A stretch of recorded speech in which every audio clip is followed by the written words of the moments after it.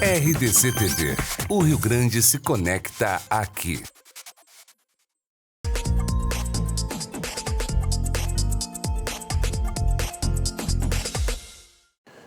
Boa noite, no ar o programa Cruzando as Conversas, a sua companhia de final de noite, de segunda a sábado. Eu sou o Vitor Dalla Rosa, apresentador convidado de hoje. A intolerância religiosa é quando uma pessoa não suporta a religião ou a crença de terceiros. Agressões verbais e físicas, violência contra o local onde o culto é realizado e críticas em âmbito privado e público são algumas características manifestadas por indivíduos que possuem tal comportamento. No Brasil, o crescimento da diversidade religiosa ao longo dos anos fez com que também aumentasse o número de casos de intolerância religiosa. Tais atitudes fizeram com que o próprio Estado reconhecesse a existência do problema, já que em 2007, por meio de uma lei, foi criado o Dia Nacional de Combate à Intolerância Religiosa, comemorado no dia 21 de janeiro, em alusão à violência praticada contra a mãe Gilda, que morreu em 2000, devido a complicações de saúde por consequentes perseguições religiosas. Para debater o tema, nós recebemos e agradecemos as presenças do teólogo luterano, pastor Tiago José Albrecht, e do vice-presidente da Federação Espírita do Rio Grande do Sul, Antônio Nascimento. A sua participação é importante, é essencial, envie a sua pergunta ou comentários através de Facebook/RDC TV Digital. Olha, eu gostaria de começar esse programa falando sobre intolerância religiosa, para a gente discutindo um pouco um conceito que o pastor Tiago estava comentando aqui antes de a gente começar o programa. Começo com o senhor, então, pastor, depois eu passo a palavra para o presidente da Federação Espírita, a respeito dessa questão do Estado laico, do conceito de Estado laico no Brasil. Boa noite a você, Vitor. Boa noite também ao Antônio.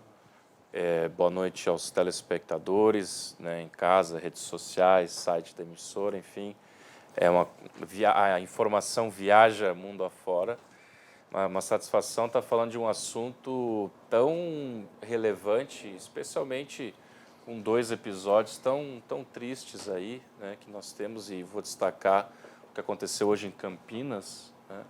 Esse atirador que, ao final da missa, logo após a missa, simplesmente saca um revólver e começa enfim, mata 5 pessoas, fere outras tantas e depois se suicida, de frente, inclusive, ao altar da igreja. O Estado, para começo, assim, para a gente entender um pouco sobre o assunto, no meu conceito, inclusive eu trouxe um livro que depois não é a Bíblia, tá? Ele é grosso como a Bíblia, mas é um livro sobre direito eclesiástico. Mas a gente precisa entender qual que é o conceito de Estado laico no Brasil, né? Hoje há uma confusão muito grande sobre qual é o que é o Estado laico, né? Muitas pessoas acham que o Estado não, a religião é totalmente separada, os religiosos não devem dizer, não devem participar de nada, devem se abster. Você não pode ter um crucifixo num lugar público, você não pode abrir a Bíblia, você não deve fazer orações em locais públicos, como praças, por exemplo, ou eventos, né? E aqui não estou falando só do segmento protestante, ao qual pertence o evangélico, mas temos aqui um colega representando os espíritos, que também são milhões de brasileiros, ou de matrizes africanas, ou também o islamismo. Qual que é o conceito de Estado laico que nós temos? E aí vai laicista, Estado ateu, enfim, não vou entrar muito nessas minúcias, mas é importante a gente entender que o nosso conceito de Estado laico, Vitor, é um Estado que ele não combate a religião, né? Ele não proíbe a religião, ainda que separe a religião da administração pública, vamos dizer assim, separe igreja e Estado, isso de uma forma acertada, convenhamos, sempre que se misturou igreja e Estado não foi uma boa mistura, mas a gente precisa entender que o Estado laico hoje, no Brasil, ele protege, tutela, abraça e promove a todas as religiões. Então, diferente, por exemplo, de um conceito de Estado laico que você tem no Uruguai, né? Quem já pôde estar no Uruguai, lá você é proibido de falar, por exemplo, na escola pública não há Páscoa, não há Natal, não há Sexta-feira Santa, nas repartições públicas não há crucifixos. Então, é um modelo mais baseado no modelo francês, onde então é proibida a religião, seja cristã, seja espírita, seja o islamismo, seja a matriz africana ou até mesmo o ateísmo. Você não pode defender o ateísmo não numa escola pública. Então, é preciso entender, Vitor, esse conceito de que, inclusive o Antônio estava dizendo, até eu trouxe o livro aqui, que na introdução da Constituição, tu lembraste, né, Antônio, se fala no nome de Deus com letra maiúscula, ou seja, ainda que haja uma separação igreja e Estado, os nossos constituintes, e esse livro ele traz um resgate das outras constituições, lá de Dom Pedro e tal, enfim, fala sobre agraciado de Deus e tal. O Brasil tem um espectro, ou ele tem um background religioso, né? Então, ainda que haja uma separação entre igreja e Estado, você tem um povo que é religioso, que quer que a religião faça parte do seu dia a dia, e finalizo dizendo que é por isso que o nosso conceito de Estado laico abarca, protege, tutela e promove a todas as religiões, né? Não a cristã somente, não ao espiritismo somente, não ao islamismo somente, não à matriz africana somente ou ao ateísmo. Todas as religiões, o Estado laico brasileiro os aninha, os protege e os promove porque, sim, a religiosidade, seja ela qual for, faz parte dos 500 anos de história do Brasil. Perfeito. Eu até gostaria de, antes de passar a palavra para o vice-presidente aqui, lembrar ao telespectador que a produção do programa ela entrou em contato com representantes das mais variadas religiões. Infelizmente, não se fazem presente aqui representantes de outras religiões que foram convidados. Tínhamos aqui, principalmente, a religião afro, né, de matriz afro, que no Brasil são muito importantes. A religião católica também, o Brasil é o maior país católico do mundo. Sim. Enfim, infelizmente, não estão presentes aqui, mas foram convidados para participar.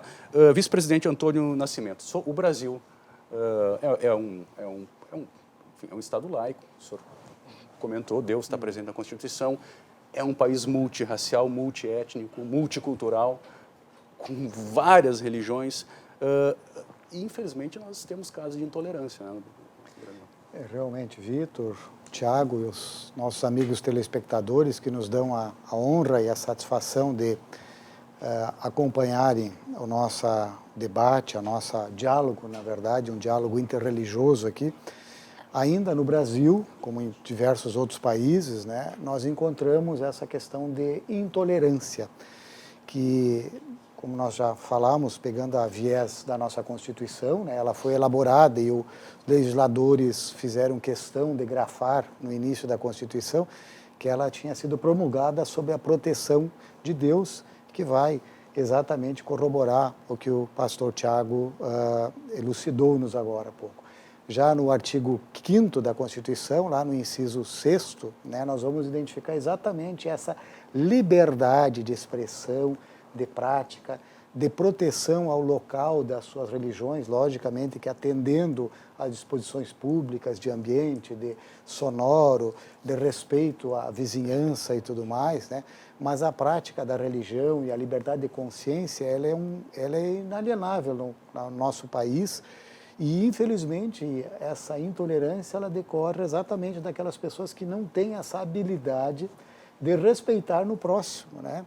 E possivelmente essa dificuldade de aceitar, Vitor e Tiago, eu imagino que seja um próprio conflito da pessoa com a insegurança diante da sua própria fé. Porque você tem que combater aquilo que você não conhece ou principalmente aquilo que te ameaça, aquilo que é diferente, aquilo que foge do teu padrão. Nós imaginamos, e dentro da doutrina espírita, que é uma religião que busca a fraternidade, a tolerância, a indulgência, né, que realmente entendemos que a contribuição espírita para um mundo melhor vem exatamente da pacificação dos corações, exatamente do aceitar a diversidade, de respeitar, de livre-arbítrio e de uma fé raciocinada.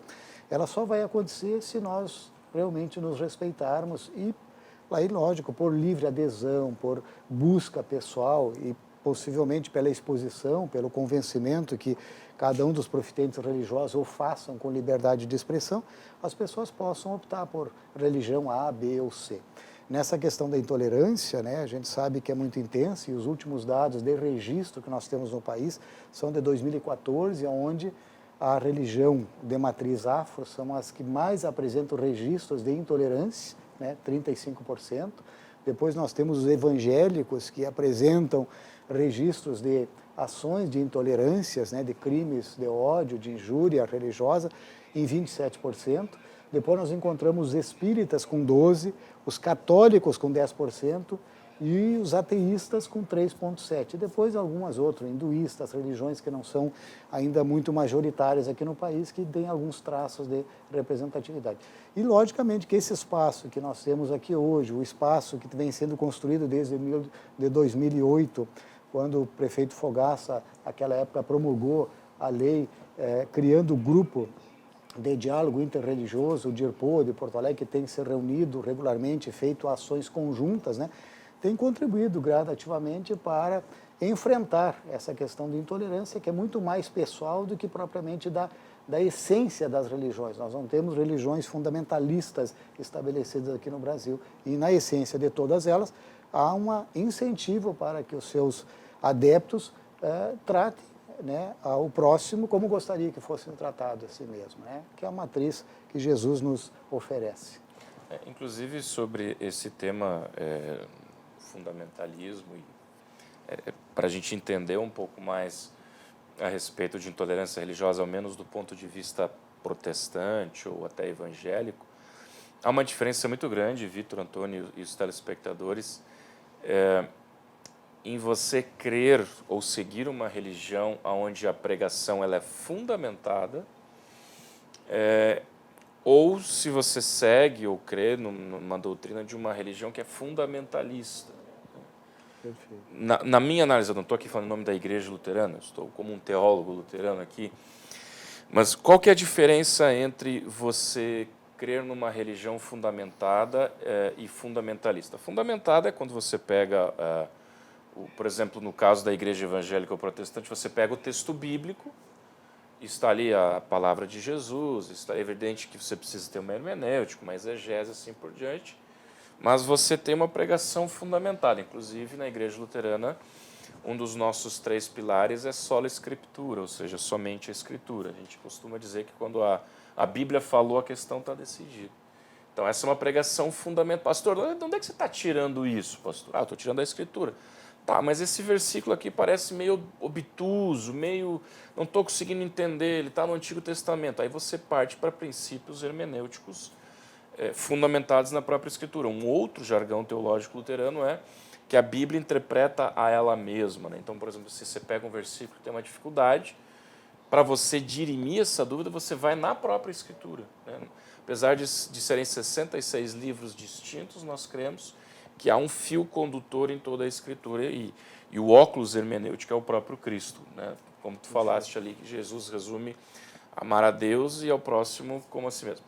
O que é uma pregação fundamentalista? É quando eu creio numa religião galgada na interpretação de alguém. A revelia dos métodos tradicionais, das pesquisas teológicas que vêm ao longo dos séculos. Martinho Lutero está no ano 1500, ele vai buscar em Santo Agostinho a base da sua teologia da graça, por exemplo. Agostinho é do ano 300, 400 depois de Cristo, não me trai a minha memória. Então, quando você crê numa religião, crer numa religião fundamentalista é quando você tem um pastor, um padre, um babalorixá, ou, eu não sei, desculpa a ignorância... Espírita, né? Ou um mestre, não um pastor. Nós não temos titulações dentro da doutrina espírita, né? Apenas um líder, talvez.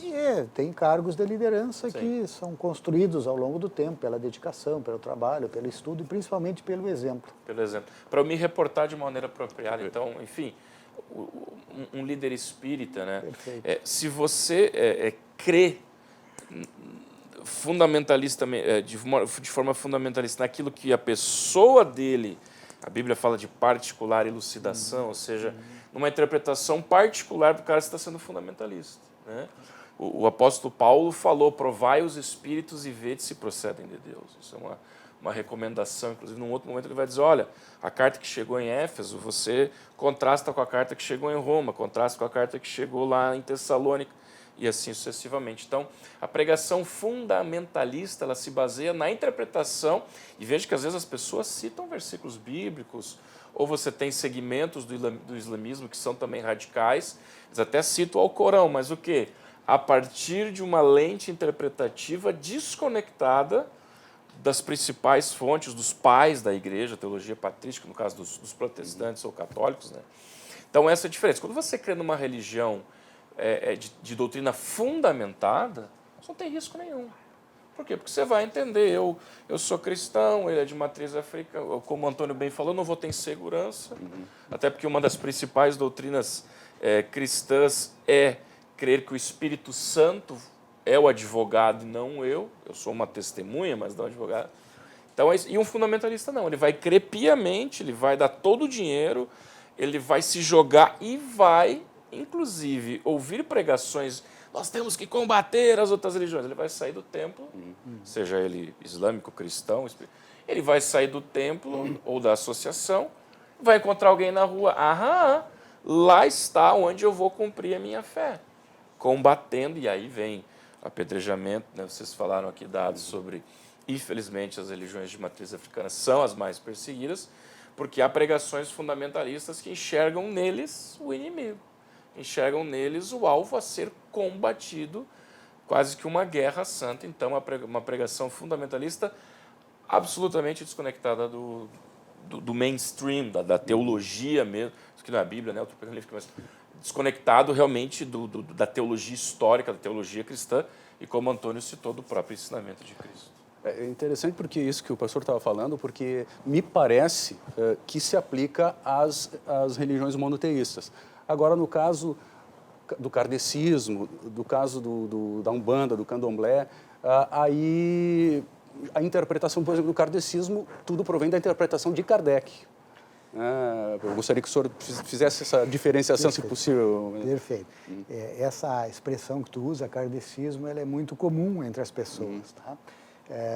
Na verdade, o que acontece? Né? Allan Kardec, ele foi um pedagogo francês, né? Uma pessoa com uma estrutura de vida muito bem posta, né? E que, num determinado momento, né? No século XIX, né? Por volta de 1854, ele acompanhou alguns fenômenos que aconteciam no mundo todo, mas que tiveram o seu epicentro na França. Começou, o primeiro relatado e documentado foi em Radisville, em 1848, nos Estados Unidos. Mas constituindo alguns fenômenos em que as pessoas reuniam-se e as mesas provocavam ruídos, pancadas, e criaram um sistema de decodificar aquelas batidas, como se fosse uma telegrafia com um além. Lógico que nós não temos tempo, talvez, aqui dentro do programa para estudar e explicar exatamente como se chegou até isso.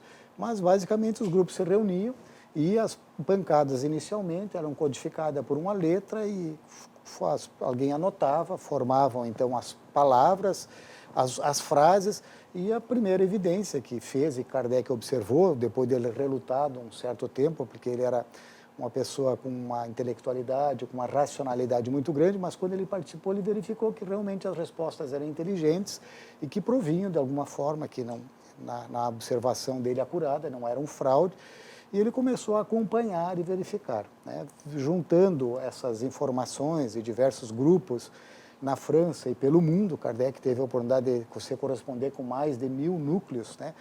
Ele foi levado a desenvolver, né, a compilar, organizar essas mensagens que chegavam do além e que tinham realmente, muitas delas, assim, um padrão de resposta, inclusive superior ao grupo, ao participante, ao médium principal que produzia os fenômenos, e organizou isso surgindo, então, na forma de perguntas que ele propunha, de uma forma muito inteligente, muito instigante, em O Livro dos Espíritos, que foi lançado, né, em 18 de abril de 1857. Ele é constituído de 4 partes. Na primeira parte, ele trata das causas primárias.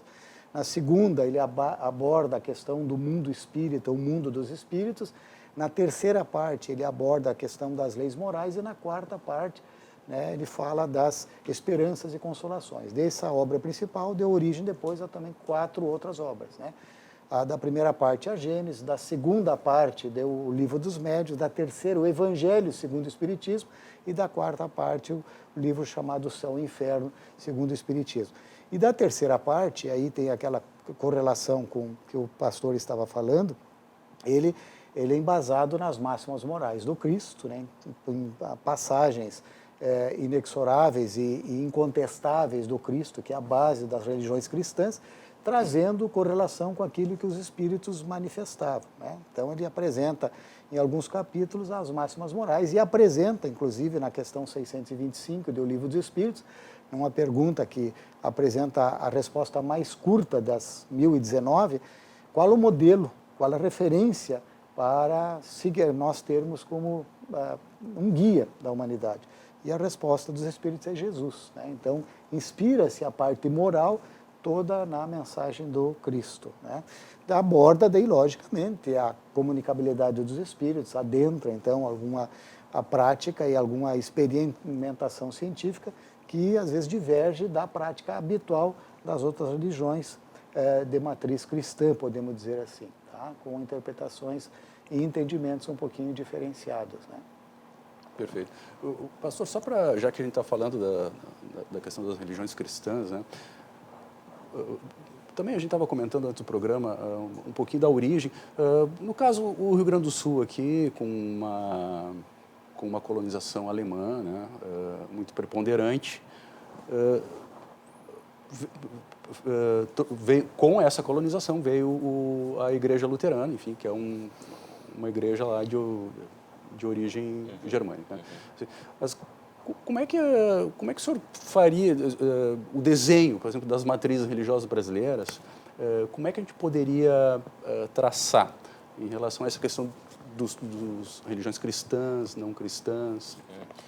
Sobre o espectro do protestantismo, assim por diante?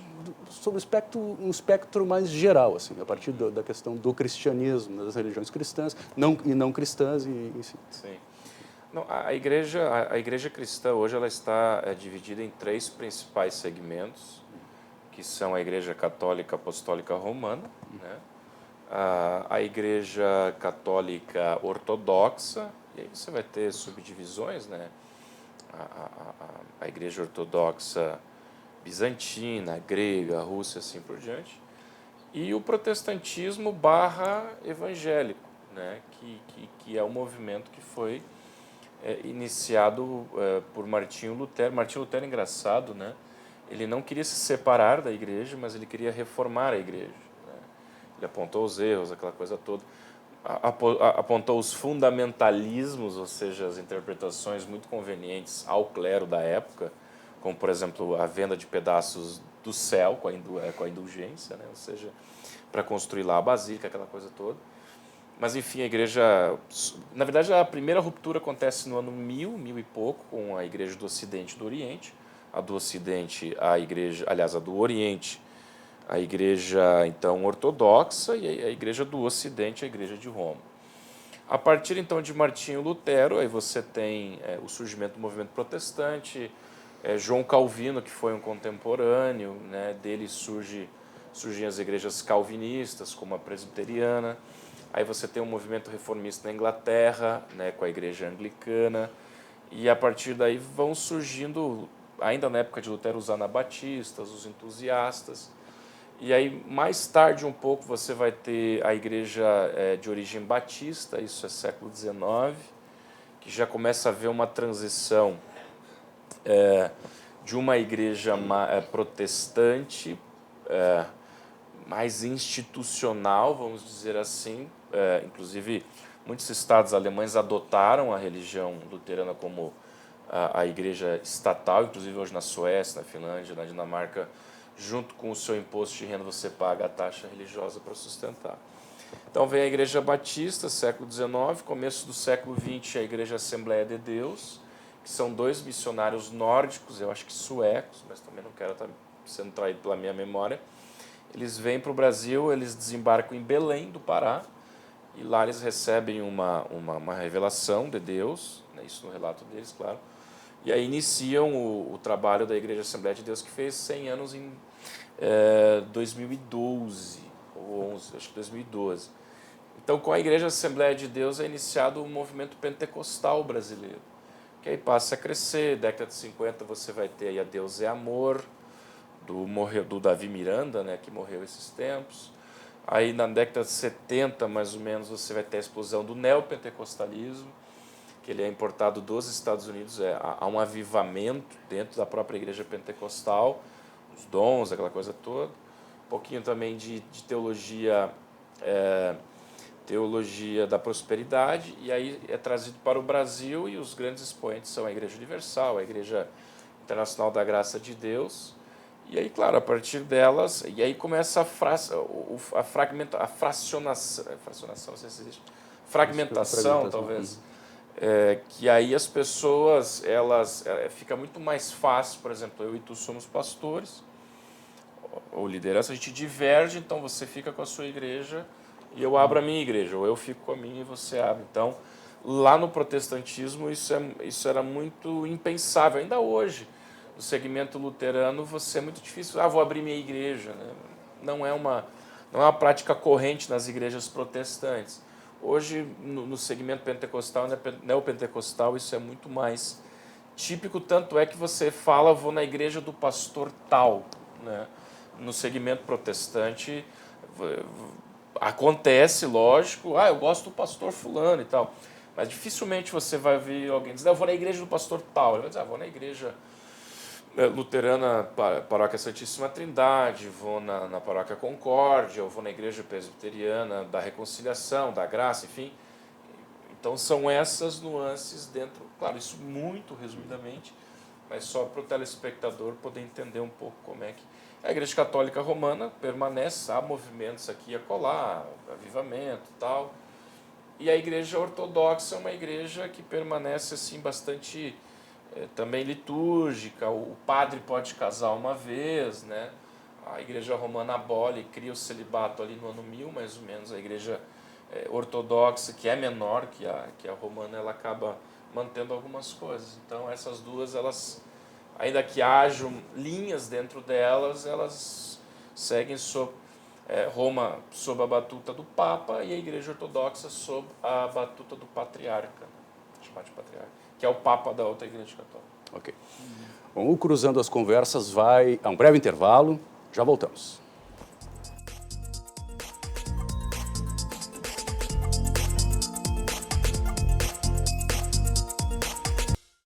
Voltamos com o Cruzando as Conversas, hoje falando sobre intolerância religiosa no Brasil. Vice-presidente da Federação Espírita do Rio Grande do Sul, Antônio Nascimento, tem um episódio, né, que veio à tona essa semana, lamentavelmente um episódio que denigra a imagem do espiritismo no Brasil, um episódio envolvendo o médium João de Deus, Rainha Abadiânia. Gostaria que o senhor comentasse um pouco a respeito dessa questão especificamente, como da questão particular do médium e da questão do espiritismo, né, da imagem do espiritismo em relação a isso. Eu acho que essa questão é muito oportuna que tu traz para nós, Vitor, porque é o momento de esclarecer algumas coisas, né? Em primeiro lugar, com certeza, essa questão que está sendo investigada dele, que pelas evidências, ela tem um fundo realmente muito triste, né? Muito triste, lamentável, como você disse, sobre todos os aspectos, né? Mas o espiritismo e a doutrina espírita está muito tranquila com relação a isso, primeiro porque o João de Deus não é espírita, tá? Apesar de se vocês procurarem, ou qualquer pessoa procurar na internet, vai ver Centro Espírita Casa de Abadiânia, nunca ele pautou a sua conduta e a sua vida pelo espiritismo, né? Até a história da fundação, a forma toda, nunca ele esteve vinculado ao movimento espírita organizado que vem se organizando desde Kardec, quando ele, em 1º de janeiro de 1859, formou a Sociedade Parisiense de Estudos Espíritas, né? Iniciando então aí um movimento que tem se ampliado, que aqui no Brasil nós temos em torno de 15 mil centros espíritas que são vinculados, cada um as suas 27 federativas, no nosso caso aqui a Federação Espírita do Estado do Rio Grande do Sul, atualmente com 424 instituições adesas, né? Algumas ainda a gente sempre trabalhando para qualificar, para ajustar, para, digamos assim, fazer aquele equilíbrio que o pastor falava ali, para que os praticantes, os líderes, as pessoas que levam a doutrina espírita apliquem ela adequadamente, né? E aí sempre tem o fator humano, tem as idiosincrasias, as particularidades de cada pessoa, e ninguém está isento de ter alguma dificuldade, como acontece nas religiões. Você citou a Igreja Católica ali, né? Mas no caso de João de Deus, ele é um médium, né? Aparentemente, pelas evidências que tem, o fenômeno acontece, né? Em alguns momentos, pelo menos, né? A mediunidade é algo que é estudado na doutrina espírita, a mediunidade de cura, ela é estudada pelo aspecto científico da doutrina espírita, ela acontece, não é o objetivo principal da doutrina espírita. Nós encontramos no Evangelho segundo o Espiritismo a orientação dos espíritos, que é toda a mensagem moral da doutrina espírita vem exatamente porque o objetivo da doutrina espírita e da relembrarmos a mensagem do Cristo não é remendar corpos, mas é salvar ou levar as almas, né, para que haja uma aplicação maior da sua inteligência, da sua sensibilidade, da sua amorosidade, da pacificação do ser humano e do uso adequado dos seus talentos para a produção de uma vida melhor para si, e que só pode ser possível, efetivamente, se for uma vida melhor para toda a comunidade. Então, o João de Deus, lamentavelmente, optou por um caminho, né, com a mediunidade e pela empoderamento, pela situação, pelas características do trabalho, de ficar individual com as pessoas, né, pela até uma espécie de hipnose, talvez, para fazer com que as pessoas não reagissem, né, e a palavra tem essa possibilidade, aquela subserviência da pessoa diante de alguém que tem algumas faculdades e que ele se empoderava disso, levou a essas situações de abuso, né? Nos centros espíritas, que são vinculados ao movimento espírita, em nenhum momento, né, se cria qualquer possibilidade de que alguém fique sozinho com o outro, com a outra pessoa, para a proteção tanto dos participantes da casa espírita, os trabalhadores, como nós chamamos, do atendimento fraterno, do diálogo fraterno, ou eventualmente das outras práticas mediúnicas que aconteçam, e também para a proteção das próprias pessoas, né? Porque é uma proteção dupla ali, porque tu não sabe com quem está chegando, quais as carências, quais as intenções, né? O João Teixeira, com certeza, vai ter que responder legalmente isso, moralmente e espiritualmente, pela essa responsabilidade muito grande. Então, assim, nós dissociamos, e eu vejo que a mídia internacional, ela caracterizou muito bem qual era a tarefa do João Teixeira, e apresenta ele como um curandeiro, né, práticas de curandeirismo. Ele não está vinculado, em hipótese alguma, a gente gostaria de grafar isso ao espiritismo e ao movimento espírita federado.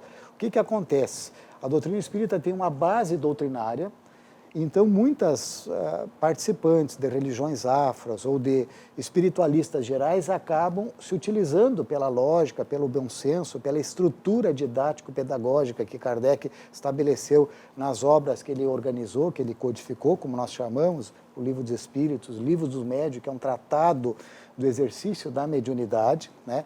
E o Evangelho, a parte moral, para nós ficar nessas três primeiras, né, acabam se utilizando. É muito comum alguém que frequenta um centro de Umbanda encontrar essas três obras, em especial, além das outras citadas, né? Então se utilizam daquilo ali e isso cria uma certa confusão. Nós não temos um registro, uma patente, assim como dentro das religiões evangélicas tem essas subdivisões, e eu imagino que com muita facilidade, hoje aqui no Brasil, exatamente por essa liberdade de culto religioso, qualquer um abre uma igreja, uma matriz, digamos assim, religiosa com muita facilidade, né? Não, talvez até seja mais fácil abrir uma igreja hoje do que abrir uma empresa, sem precisar haver antecedentes, formações, preparo, intenções. Inclusive os controles ainda precisam ser muito bem organizados, né? Dentro da doutrina espírita, nós somos uma organização. Como é que se forma um centro espírita? Um grupo de pessoas interessadas, preparadas, estudam, organizam uma associação civil, né? Fazem um registro com o CNPJ, prestam todas as adequações necessárias perante a legislação, bombeiro, alvará, responsabilidade. Existe um conselho fiscal, existe uma controladoria, de certa forma, assim, e uma particularidade, em hipótese alguma, é cobrado alguma coisa, nem monetariamente ou nem de forma de qualquer outro tipo de prestação de serviço, de imposição, como eventualmente pode acontecer nesses escândalos. Né? Muito lamentável, né? Mas dentro da doutrina espírita nós ficamos muito tranquilos, né? Atentos, né? Vigilantes, isso logicamente que não só para os espíritos, mas para qualquer religião, eu imagino, que é uma situação de análise, de alerta e de cuidado, para que cada vez mais se trabalhe com extremamente ética e respeito àquele que chega em sofrimento à instituição religiosa de qualquer natureza. Verdade, né, pastor? Essa questão do abuso do poder religioso, se a gente pode falar assim, não a gente vê muito escândalo de abuso sexual dentro da Igreja Católica, em vários países, né? É um problema que corrói, de certa forma, a Igreja Católica. E, enfim, como é que o senhor vê essa questão do abuso de poder individual de uma pessoa, mas que, enfim, ela representa todo um conjunto de crença, né, de uma religião? Existe, acho que foi muito boa a fala do vice-presidente Antônio, né? Porque assim, às vezes quando um pastor faz uma falcatrua, todos os pastores, né? Inclusive é engraçado lá no Distrito Federal, antes eu comentava, né? Fora do ar, onde eu já rodei um pouco, eu fiz o estágio probatório para pastor no Distrito Federal. Havia pastores que quando iam abrir crediário lá numa loja qualquer, dizia que era pastor, lhe era negado o crédito porque havia muitos pastores falcatruas, né? Então, acho que a fala do Antônio é muito importante para esse nosso bate-papo, assim, para que as pessoas agora não achem que, né, o Antônio fez a boa diferenciação a respeito do que é, né, uma coisa, outra coisa. Por que eu digo isso? Porque quando se fala sobre isso, né, hoje o senso comum, o Tribunal Superior do Facebook e muitas outras coisas, as pessoas logo já, sem sequer ler, sem sequer pesquisar, sem sequer se inteirar das informações, acabam muitas vezes tomando julgamentos precipitados, colocando as pessoas no mesmo balaio. Essa questão específica, né, de abuso de poder, infelizmente aconteceu, acontece e há de acontecer.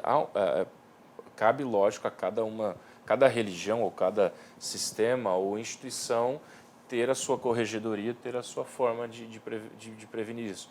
Existe uma doutrina na igreja cristã que fala da doutrina do velho Adão ou do velho homem, que dentro dessa doutrina, lá no Jardim do Éden, o ser humano escolheu pecar, escolheu se afastar de Deus, e todos os seres humanos nascem pecadores, né? Filho de peixe, peixinho a gente diz para as crianças na escola dominical. Então, esse velho Adão, esse velho homem, ainda que a pessoa cristã é regenerada pelo santo batismo ou pela conversão, esse velho homem, ele está lá dentro, ele foi afogado pelo batismo, mas o danado ele nada bem. Então, o que eu quero dizer com isso?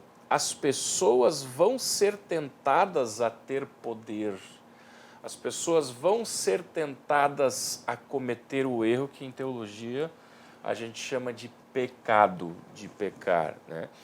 Então, esses abusos, eles precisam ser combatidos, na minha análise, de duas formas: espiritualmente e institucionalmente. Espiritualmente com o que a gente chama em teologia luterana de pregação da lei e do evangelho, ou seja, quando a pessoa errar, você dizer, olha, você está errado, você errou. Há fartos exemplos bíblicos, né, sobre isso. Admoestar a pessoa e dizer, olha, você precisa se arrepender, você está fazendo errado, né? Talvez faltou alguém que chegasse para o João, esse de Deus, eu tenho que botar entre... Isso. Claro, não estou julgando o cara aqui, mas, trocentas testemunhas dão o mesmo relato, onde a fumaça deve haver pelo menos um pouco de fogo, mas, claro, a justiça é que se encarregue de julgá-lo. Mas, espiritualmente, você precisa tratar, você precisa botar o dedo na ferida, né? Você precisa dizer, olha, você está errado, você está pecando, você está indo... Quem tu falaste, né? A questão de responder espiritualmente, né? Então, você precisa pregar a lei para essa pessoa. Deus está triste, ele não se agrada com o que está fazendo. E, lógico, ao mesmo tempo, diz, olha, né, Deus está pronto para te perdoar, para mudar a tua vida, ainda que hajam consequências horizontais, ou seja, vamos dizer que o João seja culpado e a gente perdoe ele, não vai apagar todos os processos, não é isso? Então, É preciso pregar o evangelho para a pessoa, para o pastor, para o padre, para o babalorixá, para o líder, para o curandeiro, enfim, que erra. É preciso pregar a lei e o evangelho, ou seja, dizer que Deus não se agrada disso, mas que há perdão. Esse é o tratamento espiritual quanto a isso. E o tratamento institucional é você prever nas suas hierarquias, nos seus, nas suas instituições, desde o momento cultico até o momento de aconselhamento, né, isso de evitar estar sozinho, isso na igreja nós temos uma preocupação muito grande. Você precisa ter dispositivos institucionais, primeiro, para coibir, como o Antônio falou, você não vai aconselhar.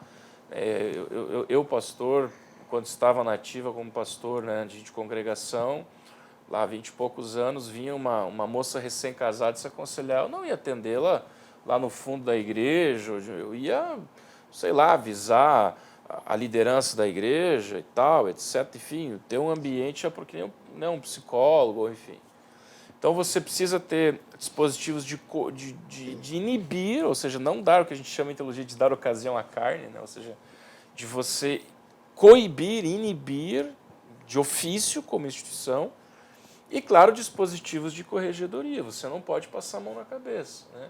Então, o Papa Francisco, quando assumiu o seu papado, ele fez alguns movimentos nesse sentido, de dizer, não, olha, errou tal. Depois a gente sabe que há questões políticas, enfim, é uma instituição muito grande, milenária a igreja. É um transatlântico que você também não muda em 2, 3, 4 anos, né? E parece que o Ratzinger já quis mudar, também não conseguiu, que era o Bento, né? Mas você precisa ter dispositivos de corregedoria, inclusive de chegar a expulsar o pastor, o padre, o médium, quem é que seja, do seu quadro de colaboradores, de episcopos, clerical, vir a público reconhecer, entregar para as autoridades competentes uma produção de provas, ou facilitar, ou estar em harmonia, porque é o que garante uma lisura, é o que garante que a instituição está imbuída de extirpar o erro. Ele vai acontecer. A gente não pode se iludir de que numa instituição feita por seres humanos, seja uma igreja, seja uma mesquita, seja um centro espírita, seja um terreiro de matriz africana, num universo de 100, de 1000, de 10 mil pessoas, você vai ter o erro ali presente. Mas as instituições podem espiritualmente, institucionalmente, de ofício, de inibição ou de corregedoria, você pode extirpar esse erro, e é um compromisso que as instituições têm com seus fiéis, né? Independentemente, até para não haver intolerância. Porque se acontece na igreja luterana um fato lamentável de um abuso, de um assassinato, de um pastor que rouba, e a igreja encobrir, qual é a mensagem que essa instituição luterana está passando para a sociedade? Claro, não há de um erro não justifica o outro, mas a sociedade vai passar a ser intolerante com uma instituição que tem o erro dentro de si, acontece o problema, e não coíbe, passa a mão na cabeça, abafa panos quentes. Então, até para você dar uma mensagem para a sociedade civil, religiosa, você precisa, como instituição, ter esses dispositivos, porque senão você até pode ser uma faísca, um fator de ignição de intolerância religiosa. Pelo mau exemplo, faço de bom exemplo. Exatamente. Agora, em relação a essa questão da sociedade, né, vice-presidente, no caso do João de Deus,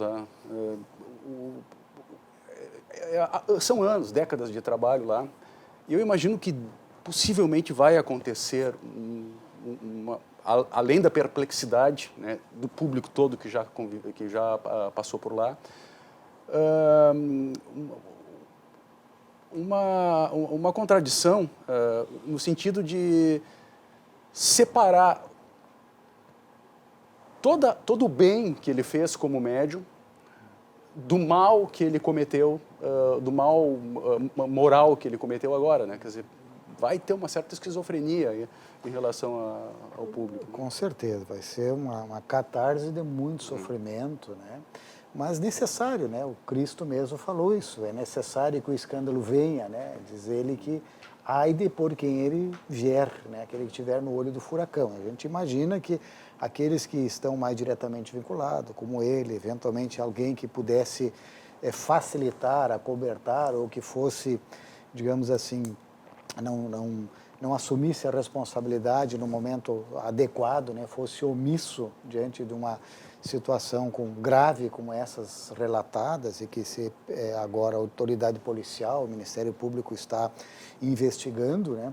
Ele com certeza seria, digamos assim, coautor também, né? E no nosso caso aí, quando a gente verifica isso, Walter, ele é uma situação de muita perplexidade, como tu disseste. Afinal de contas, ele tinha, exatamente por conta das caravanas e possivelmente alguns momentos que o fenômeno autêntico aconteceu, né? Porque senão não teria talvez todo essa endeusamento, né? Já que ele ficou com o codinome de João de Deus, né?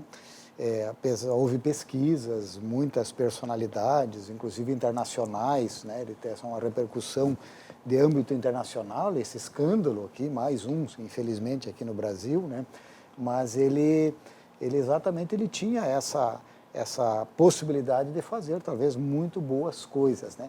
O que a gente verifica também é que essa característica da mediunidade, né, dessa capacidade orgânica, inicialmente, numa preparação, digamos assim, do corpo para que ele pudesse canalizar fluidos salutares e, quem sabe, ter esse efeito curativo que fosse além do efeito placebo, né, que é alguma coisa que tem que se desconsiderar em alguns momentos, né, tu tem que separar muitas situações, uma palavra, uma confiança. O próprio Cristo dizia, a tua fé te salvou, no momento que a pessoa acredita, né, nós ainda não sabemos exatamente o nível da capacidade de autorregeneração do organismo na medida em que há um mecanismo interno acionado externamente por um fator, por um fato, por uma crença, por uma fé, que faz com que eu imagine que eu possa realmente modificar, obter a cura aquilo ali. E talvez ele fosse apenas o instrumento disso aí. Mas, por outro lado, na mediunidade de cura, há exatamente a possibilidade de canalizar essas energias, que é uma característica individual da pessoa, né? Ela não tem nenhuma particularidade, mas também é de responsabilidade dessa pessoa que tem essa faculdade para um bom uso. Dentro da doutrina espírita, a mediunidade de cura, ela não é muito comum, como a gente já falou, porque o objetivo é exatamente uma transformação moral do indivíduo, nessa reaproximação com o Criador, né, através da gente entender a sua vontade, as leis divinas, as leis morais, né, que vem lá dos 10 mandamentos de Moisés, da lei de amor do Cristo e das leis morais que nós temos na terceira parte do Livro dos Espíritos, tiradas de toda essa caminhada, essas revelações espirituais que nós tivemos ao longo da humanidade e que fazem com que o homem, a mulher, o indivíduo, faça uma viagem para dentro de si, analise as suas sombras, as suas dificuldades, as suas aflições, as suas lutas íntimas e se disponha a se tornar melhor, vencendo muitas tendências, inclusive, que se não forem tratadas, desenvolvem essas psicopatologias, né? Que é o caso que a gente possivelmente esteja se deparando numa situação dela e que pode ficar mascarada, inclusive com viés aí que os estudiosos da psicologia podem classificar muito bem, né, nesse sentido.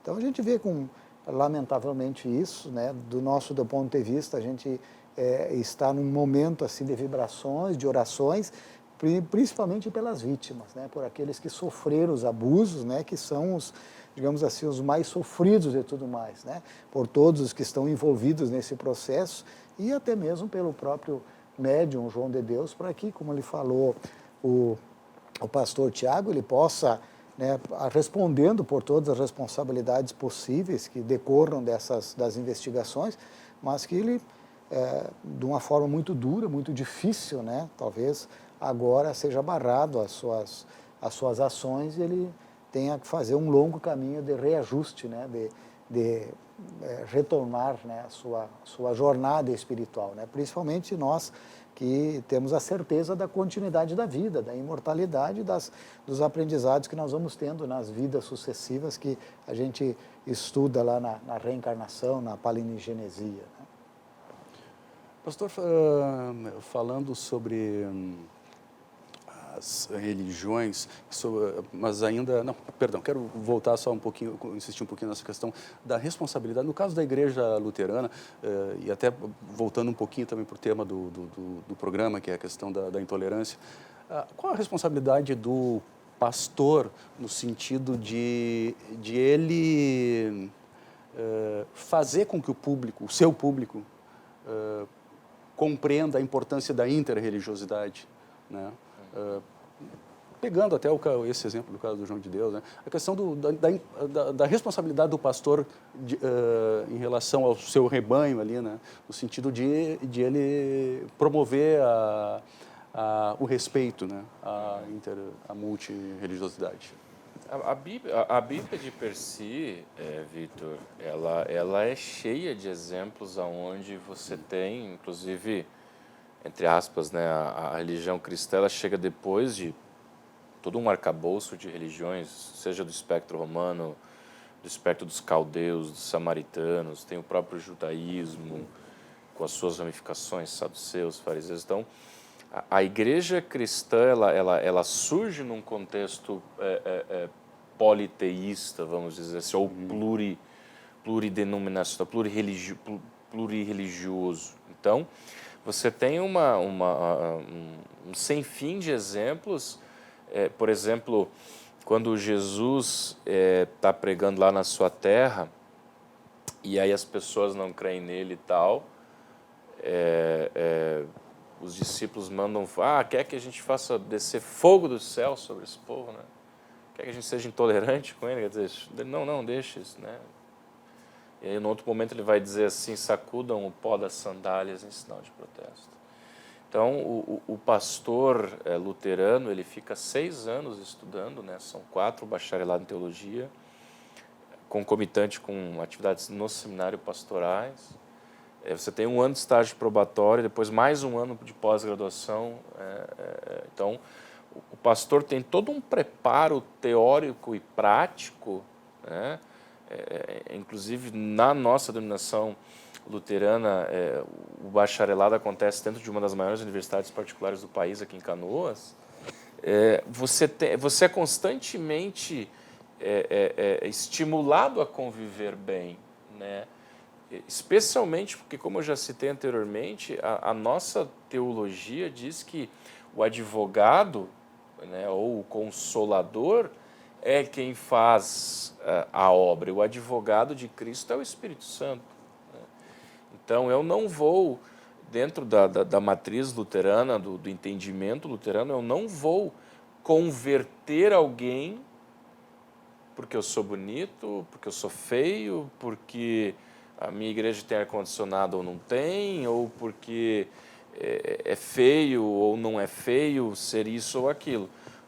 Nós vamos pregar, nós queremos que você prega a palavra, você espalha a semente e é o Espírito Santo quem faz germinar. Então, os pastores têm total responsabilidade de pregar a palavra de Deus, que é exclusiva, né? Alguns vão chamar de escândalo da particularidade, ou seja, a religião cristã diz que só em Cristo há salvação, né? Pela ressurreição dos mortos, dele ele garante a nossa ressurreição.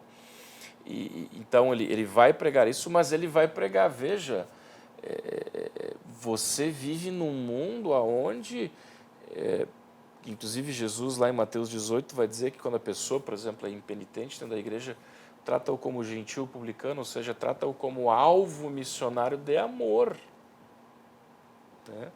Então, a responsabilidade do pastor é total nesse sentido de saber, o que a gente diz, de manejar bem a palavra da verdade, ou seja, ao mesmo tempo que você diz, não, você tem que crer em Cristo, se você crer em Cristo, você não tem salvação. Ao mesmo tempo dizer, não, olha, vamos olhar para as outras pessoas como criaturas que Deus ama e quer tornar filhos e filhas.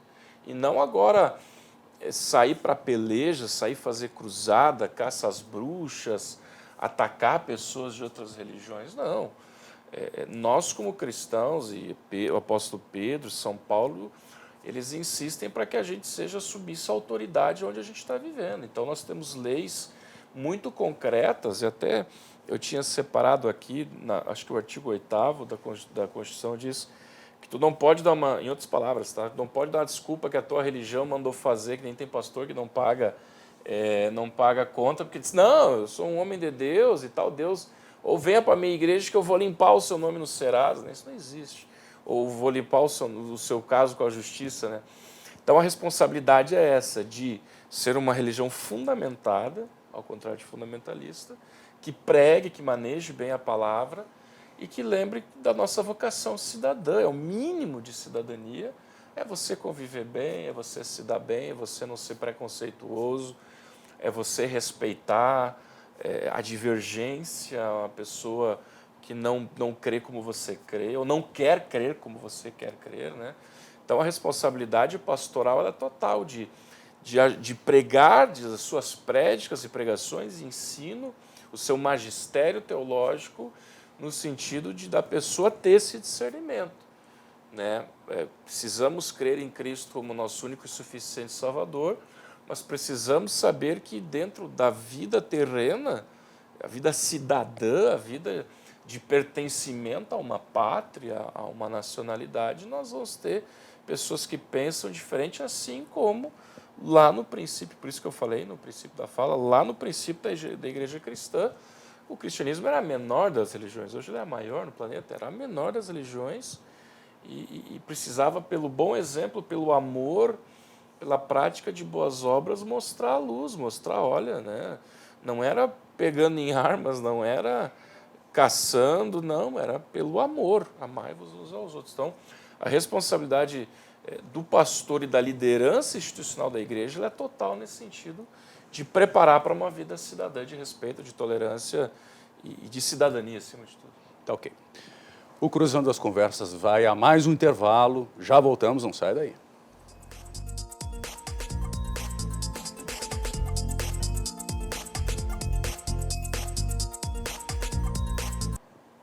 Voltamos com o Cruzando as Conversas, hoje falando sobre a intolerância religiosa no Brasil. Tem alguns comentários de telespectadores aqui que estão nos assistindo. A Pamela Martins Dornelles está dando boa noite, uma ótima iniciativa, parabéns e abraço ao amigo Antônio Nascimento. Maria Celeste Gonçalves também está aí na audiência, boa noite a todos. Álida Schultz Bertemes, me parece que é assim. Também. Jaqueline Nascimento.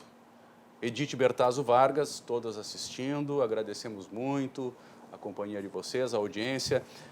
Eu só queria trazer mais um tema, só para fechar aquilo que a gente estava discutindo nos blocos anteriores, principalmente no bloco anterior em relação a essa questão que aconteceu com o João de Deus, que é de que forma esse tipo de evento ele abala, ele pode abalar a importância da fé e da religiosidade, porque nós vivemos hoje no mundo um momento conturbado de várias formas, onde cada vez é mais importante as pessoas não perderem a fé e manterem a espiritualidade, a religiosidade, acho que é cada vez mais importante na vida, na vida contemporânea. Esse tipo de evento, ele, de certa forma, pode abalar a crença do cidadão comum? Walter, se me permite, Tiago, eu acredito que aquele que tem uma crença, que ela está estabelecida, ele consegue separar. Ele consegue separar a fragilidade do ser humano, o erro de alguém que, mesmo que, digamos assim, sob um guarda-chuva, uma proteção, um empoderamento religioso, acaba abusando, né, das situações e da fragilidade do ser humano. E isso é lamentável, é motivo assim digamos, de uma aflição íntima, de um policiamento, né, de um cuidado, de aumentar os controles, eventualmente, que você tenha dentro das religiões. Os dirigentes, com certeza, com esse sinal amarelo, eles acabam tendo um cuidado maior nesse sentido, né, passa um pente fino, revisa os seus procedimentos, os seus processos, para evitar que aconteça. Ninguém quer isso, não só pela exposição da religião, mas pelo sofrimento de alguém inocente, alguém fragilizado que tem que se submeter ou passar por isso, né? Mas algumas pessoas que estejam, às vezes, em procura, ou principalmente aqueles que querem desconstruir a religião, e de uma certa forma intolerantes, né, e às vezes superficialmente, fazem a crítica. Criticar é muito fácil, né, como falou também o nosso amigo ali, o pastor Tiago, é fácil você jogar a culpa, acusar, apontar o dedo sem entender as particularidades. Não estamos, em hipótese alguma, defendendo ao lado de A ou B ou as ações do João de Deus, né? Isso ele vai ter que responder e precisa responder para até recuperar a credibilidade de que ele, de alguma forma, manchou, não só dele, mas essa contaminação que possa dar para as outras religiões. Mas ele acaba abalando, sim, acaba abalando aquelas pessoas que têm uma certa já intolerância com as religiões ou têm alguma justificativa, eles acabam se escudando nisso, né? Eu, durante a minha infância, juventude, eu tive a formação dentro da religião católica e eventualmente, algumas pessoas adultas, assim, referências da minha família, eventualmente apontavam alguma coisa pela situação de um padre que procedia mal, uma coisa ou outra, e muito particularmente eles acabavam apontando, mas eu identificava ali que era basicamente uma justificativa para a pessoa não fazer uma caminhada de entendimento dos processos e principalmente é muito mais fácil você acusar o outro, você apontar, como disse Jesus, o argueiro no olho do outro, do que identificar as suas próprias fragilidades. Então, aqueles que eventualmente acusam e que acusam as religiões como um todo, ou os religiosos, eles às vezes não estão querendo exatamente se permitirem um caminho que basicamente é um caminho de autodescoberta, é um caminho que as filosofias religiosas levam o ser humano a se conhecer melhor e a praticar melhor, para que efetivamente, acontecendo isso individualmente, coletivamente, nós possamos dar uma contribuição para um mundo melhor. Temos todos nós compromissos religiosos que nos acreditamos e que nos esforçamos pela ética, pela boa prática religiosa, pelo bom exercício da filosofia religiosa que abraçamos, uma responsabilidade maior de desfazer isso, de trabalhar e de exemplificar para que efetivamente aqueles que estão aflitos e que estão sobrecarregados, quando virem procurar um consolo e orientação, encontrem uma instituição, uma prática religiosa muito bem estruturada e que eles possam encontrar, então, a resposta com segurança, com tranquilidade, que não se ouça mais falar, né, em práticas ou situações de escândalos como esse que nós estamos vivenciando. Por isso é importante também, Vitor, na minha opinião, que as pessoas fujam assim quando se exaltar muito a pessoa de alguém, né? Nossa, aquele pastor, nossa, como é milagreiro, como não sei o quê, ou aquela igreja específica, no sentido assim de você exaltar mais a instituição do que o divino, ou até mesmo exaltar mais um obreiro do que a própria instituição, no sentido assim, do pastor em detrimento em relação a uma igreja, né? Então, essa é uma dica que eu particularmente daria a quem está assistindo, para que justamente, porque como citei antes, na minha opinião, vão acontecer erros, vão acontecer deslizes. O que é preciso haver é que a instituição seja séria o suficiente, seja perene o suficiente e tenha dispositivos democráticos, abertos o suficiente para que haja uma correção de rumo, porque às vezes você confia muito, você pessoaliza muito, eu vou na igreja do pastor tal porque lá está a bênção. Quem é a mão que dá a bênção? Né? Quem é a mão que faz a cura e quando quer a cura? Né? No Pai Nosso a gente ora, seja feita a tua vontade. Né? Então, eu diria para as pessoas, até para depois você não... Muita gente se machuca com igrejas, se desigreja. Eu fui para a igreja esperando que as pessoas iam ser assim e eram assadas. Não, você não pode ir para a igreja esperando encontrar pessoas perfeitas. Você precisa ir para uma igreja, isso falando, claro, do ponto de vista protestante, esperando encontrar o perfeito que é Cristo e a sua palavra. Né? Lógico que você espera uma boa conduta, que aqueles que ouvem o evangelho, que o pratiquem, bem-aventurados os que ouvem e praticam, diz Jesus, né? Inclusive usando a parábola da rocha, né? O que ouve e pratica, Lucas 7, é aquele que constrói a sua casa na rocha. Mas os erros vão acontecer, então é imprescindível que as pessoas se filiem, comunguem instituições religiosas, e agora aqui eu não digo só da cristã, mas de todas as religiões existentes do Brasil ou no mundo, enfim, que as pessoas se certifiquem realmente de que o que está acima é o divino, é a transcendência, né?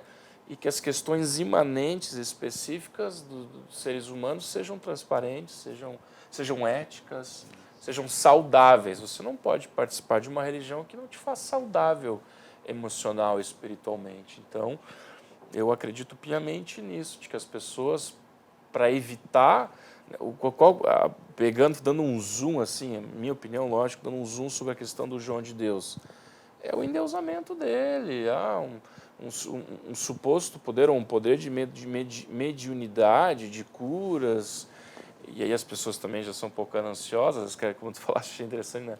Não é remendar o corpo, então, essas pessoas são até egoístas, eu quero resolver o meu problema, eu me submeto a tudo, não sei se o cara usa bisturi lá, dedetizado, não, higienizado, enfim, estou aqui com o dentista, né, o doutor Antônio aí, não, eu quero, a revelia disso tudo é quase um egoísmo, eu quero ir lá, acontece muito na igreja, às vezes, eu quero tomar posse da bênção e tal, então foi muito endeusado, então quando começar a endeusar demais, tem um jargão que diz assim, quando a fé é demais, ela fede demais, ou seja, cuidado com os perfeitos, com os super-homens, com os super-pastores, os super-padres e os super-médiuns, né? Então, repito que a pessoa precisa buscar na transcendência o que é perfeito, a quem é perfeito, a Cristo, claro, isso do meu ponto de vista protestante cristão, a Cristo e a sua palavra. E o resto aqui são seres humanos que precisam desse arcabouço todo institucional que a gente falou. Perfeito. Vice-presidente, falando um pouquinho sobre a questão da religião espírita, eu citei antes que o Brasil é o maior país católico do mundo, até me parece agora que as religiões evangélicas já estão começando a tomar um espaço muito importante da Igreja Católica, mas enfim, ela é. Mas também o Espiritismo ele tem um espaço muito importante no Brasil. O Brasil é um país também com uma presença espírita muito forte. Como é que o senhor avalia hoje a participação do Espiritismo no Brasil, né? A tendência é uma ascensão, ele está estagnado, como é que o senhor avalia isso? Perfeito. Walter, a gente tem acompanhado isso pelas análises do IBGE, e o Espiritismo proporcionalmente é uma das religiões que mais tem crescido, né? Mais tem aumentado os seus adeptos, né? O número das presenças nas instituições espíritas tem sido crescentes, né? As instituições espíritas continuamente estão em ampliações, em reformas, né? Tem se ampliado muito os trabalhos. Nós temos um número de frequentadores que são aqueles adeptos esclarecidos que fazem realmente do Espiritismo a sua principal religião, no caso, a religião de fé, de prática, de vida praticamente, e temos muitos simpatizantes, que são pessoas que são de multireligiões, que esporadicamente ou com uma certa frequência vão ao centro espírita, católicos e de outros segmentos religiosos que frequentam, né, por uma certa afinidade, ou por, digamos assim, uma aproximação com os princípios que a doutrina espírita apregoa, assim, né? Isso acontece com diversas religiões, aquela flutuação entre elas. Mas a gente vê com uma boa preocupação, porque os centros espíritas agora estão sempre em reformas, em construções, tem sido motivo de discussão de como nós atendermos a demanda que tem sido crescente, né? Logicamente que tem mudado, a gente vê aqui na Grande Porto Alegre, em situação, a frequência tem ampliado muito mais durante o dia do que à noite, pela questão da saída à noite, de violência, de insegurança pública, né? Redes sociais têm facilitado, né? Hoje a mídia tem possibilidade que a gente faça as exposições doutrinárias e as pessoas acompanhem nos smartphones, pela internet, né? Então isso se amplia muito. Por exemplo, você tem uma atividade que você tem 100 pessoas presencialmente no centro espírita e você tem 800, 1.200, praticamente tem todo mundo acompanhando, né? E depois normalmente se deixa gravado os programas e aquilo continua aquele banco de exposições, ele vai permitindo que a pessoa revisite aquela reflexão sobre a caridade, sobre sexualidade, sobre o emprego adequadamente dos talentos, da riqueza, as dificuldades gerais assim que possam interessar o ser humano, assim, que são as práticas do cotidiano, logicamente, que é embasado nas mensagens organizadas na codificação por Allan Kardec, e como nós falamos, a questão moral, ela toda é embasada na moral do Cristo. Pastor, a mesma pergunta. A expansão da igreja luterana no Brasil, da religião luterana, ela acompanha a população de origem germânica, alemã, e emendando a pergunta, né, o surgimento de novas igrejas é facilitado até... O senhor falou essa questão da fragmentação, né? Não se referindo especificamente às igrejas luteranas, mas também imagino que aconteça. É facilitado hoje, por exemplo, a questão tributária que isenta, por exemplo, assim, os templos, cultos, enfim, de tributação? Na verdade, questão de expansão é preciso separar... Tocando aqui numa questão bem material, né? Bem mundana. Sim. Eu ia dizer, a questão da expansão a gente não vê tanto pelo lado material, mesmo da imunidade tributária, ainda que os nossos pastores, na sua maioria, são remunerados full-time pela própria paróquia ou congregação ou o sínodo, né? São esses dois níveis de remuneração. De fato, é uma igreja ainda bastante concentrada na região sul, né? 50% da nossa denominação luterana está no Rio Grande do Sul, 70% na região sul do Brasil, né? Mas a gente não tem assim, barreiras, a gente não aceita só A, B e C e não aceita D, né? Um dos nossos lemas é Cristo para todos, ou seja, é levar a pessoa... levar a mensagem de Jesus a todas as pessoas. O que a nossa denominação não promete ou não galga o seu trabalho é prometer bênçãos, curas espetaculares, dons espirituais que, na nossa interpretação, aparentemente foram cessando ao longo dos séculos, né? Então, ela não é uma igreja popular nesse sentido, né? Ela tem a teologia da cruz.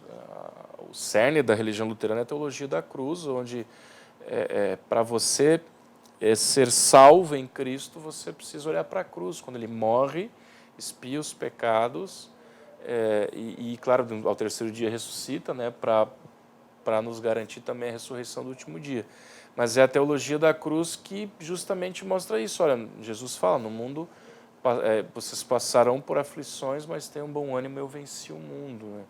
Então, é difícil todo culto luterano começa com um momento de confissão de pecados, né?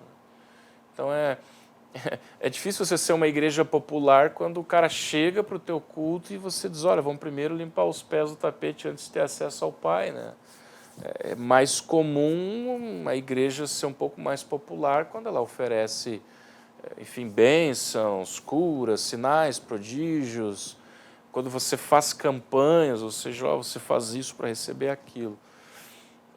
Lógico, respeitando todos os espectros protestantes e evangélicos, né? As pessoas, graças a Deus, gozamos de liberdade para pregar e ensinar aquilo que nós achamos que é o correto.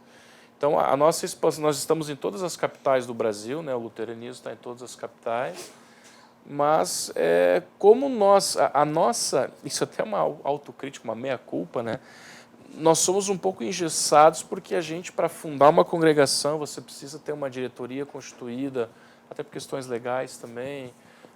Nós temos um trabalho onde o episcopo, o pastor, é enviado a esses locais. Então, você para ter o pastor, vamos dizer assim, lá no interior do Pará, quer ter um pastor. Então, ou ele chama alguém da rede, do sínodo, ou ele manda alguém para cá com o segundo grau completo, fica 6 anos para daí voltar para lá. Então, o processo é um pouco mais lento, mas é um processo estável, é uma igreja que já tem mais de 100 anos, por exemplo, o nosso sínodo, o outro sínodo luterano já tem quase 200 anos, veio com os primeiros navios imigrantes. São instituições perenes, sólidas, éticas, transparentes, né? Então, a gente tem muita tranquilidade, quando a gente vai levar a nossa instituição avante, a gente tem muita tranquilidade de saber que desde a diretoria nacional, que é eleita democraticamente pelas várias congregações e pastores, então da diretoria nacional até os níveis mais inferiores, enfim, de liderança, é uma igreja transparente, sólida, com uma constituição, com regimento, com estatuto. Então, o seu avanço é um pouco mais lento, mas é mais sólido, é mais poupudo, é mais constante. Quanto à imunidade tributária, acho que não vai dar tempo de falar hoje, a imunidade é necessária justamente para separar o governo da igreja, porque se o governo vai cobrar imposto da igreja, a igreja está sob o governo. Não há mais uma separação entre igreja e Estado. Então, a imunidade não é uma isenção, a imunidade tributária, ela é, primeiro, parte do Estado laico, então é importante que nós não fomentemos essa questão, até para não gerar uma intolerância religiosa. A gente sabe que tem pastor falcatrua, tem igreja falcatrua, tem mesquita falcatrua, talvez lá tem o João de Deus, né, que inclusive acaba manchando. Enfim, há gente ruim em todos os aspectos. Mas a imunidade tributária, primeiro, para a separação de igreja e Estado, ou seja, para o Estado não estar mandando na igreja através dos impostos, e a igreja retribui para a sociedade, né? O próprio Espiritismo tem uma forte viés social, a igreja católica também tem hospitais no mundo todo, a igreja luterana também tem creches, tem orfanatos, enfim, as igrejas evangélicas sobem às favelas para tentar tirar a pessoa das drogas, da bebedeira. Enfim, você tem igreja, por exemplo, a Assembleia de Deus, que eu admiro demais. Você vê lá uma biboca, lá tem uma plaquinha Assembleia de Deus. Os caras estão lá pregando, tentando dar uma vida melhor para as pessoas. Até onde o Estado não chega, a igreja está chegando. Então, esse é o outro viés da imunidade que, claro, ela ajuda, mas ela é muito mais um compromisso de separação igreja e Estado e um compromisso de fazer o bem ao próximo, de ser relevante ali onde a igreja está inserida. Ok. Bom, o tempo do programa está esgotando. Eu pediria as considerações finais, 1 minuto e meio. Perfeito. Bem, nós gostaríamos, primeiro, de deixar uma mensagem, sobretudo de esperança, de fé e de pacificação dos corações. Uma mensagem de esperança é que, se todos nós nos empenharmos para dar o nosso melhor ao mundo, nós vamos construir um mundo melhor. Uma mensagem de fé é que cada um, para resistir aos desafios, às aflições do mundo, precisa revisitar o seu interior, as suas convicções e buscar entender o sentido profundo da vida e o que ele está fazendo com a sua vida. Nesse sentido, nós temos religiões que podem nos auxiliar muito a embasar uma fé que seja uma fé raciocinada, uma fé fundamentada. E uma mensagem de pacificação em que nós aprendamos a respeitar o nosso próximo. Se ainda não conseguimos amá-lo integralmente, como nos recomenda Jesus, que nós consigamos respeitar. Respeitar aquele que é diferente, mas aquele que, em conhecendo, nós vamos ver que temos muitos pontos em comuns. Todos desejamos ser felizes. Okay. Pastor Tiago, 1 minuto e meio, por favor. Quero agradecer, Vitor, Antônio, quero agradecer aos telespectadores, a RDC TV, minha estreia aqui, uma alegria muito grande estar nesse canal, que já é uma boa e ótima novidade que cresce a cada dia, e deixar para o nosso telespectador que o momento litúrgico em que estamos vivendo é o momento do Advento, é o momento em que nós devemos preparar o nosso coração para a chegada do Messias, daquele que vem nos tirar das trevas e nos levar para uma maravilhosa luz. E preparar o coração é também um momento de arrependimento, se formos intolerantes com o nosso esposo, com a nossa esposa, com os nossos filhos, com um colega de trabalho, se formos intolerantes com alguém de uma outra denominação, de uma outra religião, de uma outra matriz de fé. Então, o Advento é momento de preparar, de preparar-se com arrependimento. Arrependermos-nos dos nossos erros, dos nossos pecados, das intolerâncias nossas de cada dia na nossa vida, e olhando para Isaías, que profetiza que o Messias é o conselheiro maravilhoso, Deus forte, Pai da eternidade, Príncipe da paz. Conselheiro maravilhoso para dar boas sugestões, para nos dar boas ideias, para nos levar pelo caminho, pelas veredas da justiça, como diz o Salmo 23, e o Príncipe da paz, a paz que o mundo não dá, a paz que está em Jesus e que o Advento nos prepara para o Natal celebrarmos. Muito obrigado pelo convite e a gente está à disposição. Ok, bom, eu quero agradecer muito aqui a presença do teólogo luterano, pastor Tiago José Albrecht, também do vice-presidente da Federação Espírita do Rio Grande do Sul, Antônio Nascimento. Agradeço muito a sua audiência. Boa noite, até a próxima.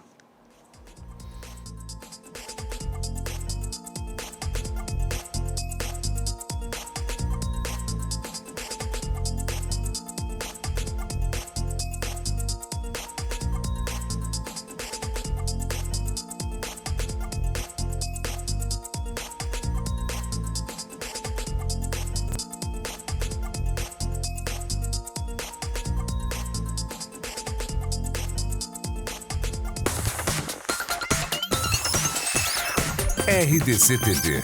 O Rio Grande se conecta aqui.